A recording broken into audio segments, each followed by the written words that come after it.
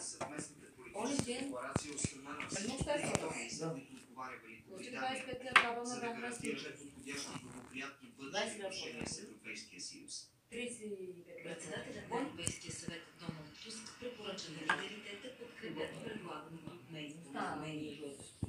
Ще препоръчам в неделя да одобрим резултата от преговорите за Брекзит. Нямаме причина да бъдем доволни, но поне в този критичен момент 27 издържаха теста за единство и солидарност. Дори споразумението за Конгрес Мей трябва да се отделя вътрешната опозиция в собствената си консервативна партия, както и британския парламент. Това сочат данните, предоставени на Комисията за защита на потребителите. През нея са извършени 250 проверки от цялата страна, за да се установи реална липса от стъпките.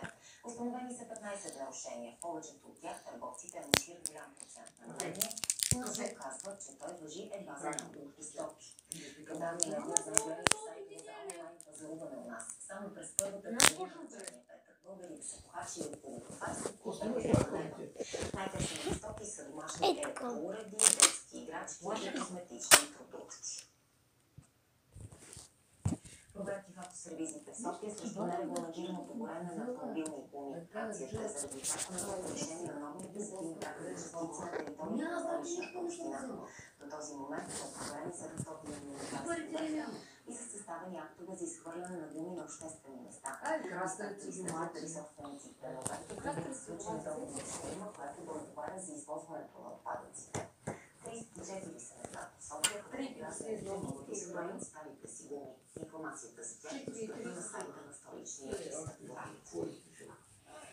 В красната миналата седмица се установи от сервиси изхвърлени гуми извън сервиза, за което съставен акт. Актовете са от 100 до 5000 лева, зависимост от нарушение.